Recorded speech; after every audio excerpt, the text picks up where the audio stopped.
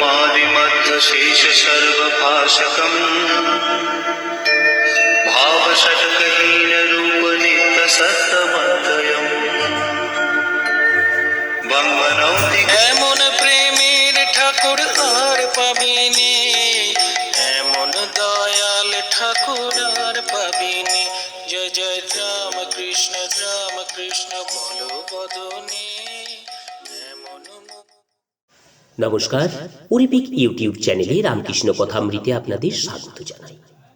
আজকের পর্ব বেলঘরের গ্রামে গোবিন্দ মুখোপাধ্যায়ের বাড়িতে শ্রীরামকৃষ্ণ, নরেন্দ্র প্রভৃতি ভক্ত সঙ্গে কীর্তনের আনন্দে। আসুন সেই পর্বে আমরা প্রবেশ করি। শ্রীরামকৃষ্ণ বেলঘরে শ্রীযুক্ত গোবিন্দ মুখুজ্জের বাটিতে শুভাগমন করিয়াছে। আজ রবিবার, ৭ই ফাল্গুন, ১৮ই ফেব্রুয়ারি ১৮৮৩ খ্রিস্টাব্দ, মাঘ শুক্লা দ্বাদশী, পুষ্যা নক্ষত্র। নরেন্দ্র, রাম প্রভৃতি ভক্তরা আসিয়াছেন, প্রতিবেশীগণ আসিয়াছেন। ৭টা-৮টার মধ্যে প্রথমেই ঠাকুর নরেন্দ্রাদি সঙ্গে সংকীর্তনে নৃত্য করিয়াছেন। কীর্তনান্তে সকলেই উপবেশন করিলেন।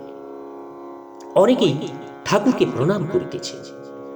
ঠাকুর মাঝে মাঝে বলিতেছেন, ঈশ্বরকে প্রণাম করো, ঈশ্বরকে প্রণাম করো। আবার বলিতেছেন, তিনি সব হয়ে রয়েছেন, তবে এক এক জায়গায় বেশি প্রকাশ। যেমন সাধুতে যদি বলো, দুষ্ট লোক তো আছে, বাঘ সিংহ আছে, তা বাঘ নারায়ণকে আলিঙ্গন করার দরকার নাই, দূর থেকে প্রণাম করে চলে যেতে হয়। আবার দেখো জল, কোন জল খাওয়া যায়, কোন জলে পূজা করা যায়, আবার কোন জলে নামাও যায়, আবার কোন জলে কেবল আচার সচার হয়। একজন প্রতিবেশী বললেন, আগে বেদান্ত মত কি রূপ? শ্রী শ্রী ঠাকুর বলছেন, বেদান্তবাদীরা বলে সোহম ব্রহ্ম সত্য, জগৎ মিথ্যা, আমিও মিথ্যা, কেবল সেই পরম ব্রহ্মই আছে। কিন্তু আমি তো যাইনি, তাই আমি তার দাস, আমি তার সন্তান, আমি তার ভক্ত। এই অভিমান খুবই ভালো, খুবই ভালো। কলিযুগে ভক্তিযোগেই ভালো, ভক্তি দ্বারাও তাকে পাওয়া যায়। দেহ বুদ্ধি থাকলেই বিষয় বুদ্ধি, রূপ রস গন্ধ স্পর্শ এবং শব্দ, এই সকল বিষয়। বিষয় বুদ্ধি যাওয়া বড় কঠিন। বিষয় বুদ্ধি থাকতে সোহম হয়নি। ত্যাগীদের বিষয় বুদ্ধি কম। সংসারীরা সর্বদাই বিষয় চিন্তা নিয়ে থাকে, তাই সংসারীর পক্ষে দাসোহম। একজন প্রতিবেশী বললেন, আমরা পাপী, আমাদের কি হবে? শ্রী শ্রী ঠাকুর বলছেন, তার নাম গুণ কীর্তন করলে দেহের সব পাপ পালিয়ে যায়। দেহ বৃক্ষে পাপ পাখি, তার নাম কীর্তন যেন হাততালি দেওয়া। হাততালি দিলে যেমন বৃক্ষের উপরের পাখি সব পালায়, তেমনি সব পাপ তার নাম গুণ কীর্তনে চলে যায়। আবার দেখো, মেঠো পুকুরের জল সূর্যের তাপে আপনা আপনি শুকিয়ে যায়, তেমনি তার নাম গুণ কীর্তনে পাপ পুষ্করিণীর জল আপনা আপনি শুকিয়ে যায়। রোজ অভ্যাস করতে হয়, রোজ রোজ। সার্কাসে দেখে এলেন, ঘোড়া দৌড়চ্ছে, তার উপর বিবি এক পায়ে দাঁড়িয়ে রয়েছে। কত অভ্যাসে ওইটি হয়েছে বলো দেখি। আর তাকে দেখবার জন্য অন্তত একবার করে কাঁদো। এই দুটি উপায়, অভ্যাস আর অনুরাগ, অর্থাৎ তাকে দেখবার জন্য ব্যাকুলতা। বৈঠকখানা বাড়ির দোতলা ঘরের বারান্দায় ঠাকুর ভক্ত সঙ্গে প্রসাদ পাইতেছে। বেলা ১টা হইয়াছে। সেবা সমাপ্ত হইতে না হইতে নিচের প্রাঙ্গণে একটি ভক্ত গান ধরিলেন। জাগো জাগো জননী, মূলাধারে নিদ্রাগত, কতদিন গত হলো কুলকুণ্ডলিনী।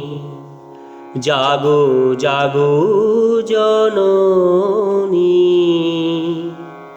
মূলাধারে নিদ্রাগত, কতদিন গত হলো কুলকুণ্ডলিনী।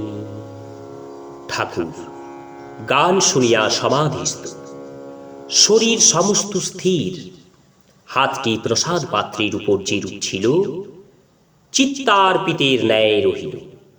খাওয়া আর হইল না।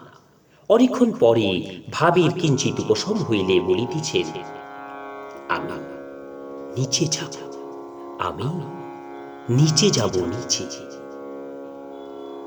একজন ভক্ত তাহাকে অতি সন্তর্পণে নিচে লইয়া যাইতেছে। প্রাঙ্গণেই সকালে নাম সংকীর্তন এবং প্রেমানন্দে ঠাকুরের নৃত্য হইয়াছে। এখনো শতরঞ্জি এবং আসন পাতা রইয়াছে। ঠাকুর এখনো ভাবাবিষ্ট। গায়কের কাছে আসিয়া বসিলেন। গায়ক এতক্ষণে গান থামাইয়াছিলেন। ঠাকুর অতি দীনভাবে বলিতেছেন, বাবু, আর একবার মায়ের গান শুনব। গায়ক আবার গান গাহিতেছে, জাগো জাগো জননী, মূলাধারে নিদ্রাগত, কতদিন গত হলো কুলকুণ্ডলিনী। সকার্য সাধনে চলো মা শির মধ্যে, পরম শিব যথা সহস্র দল পদ্মে।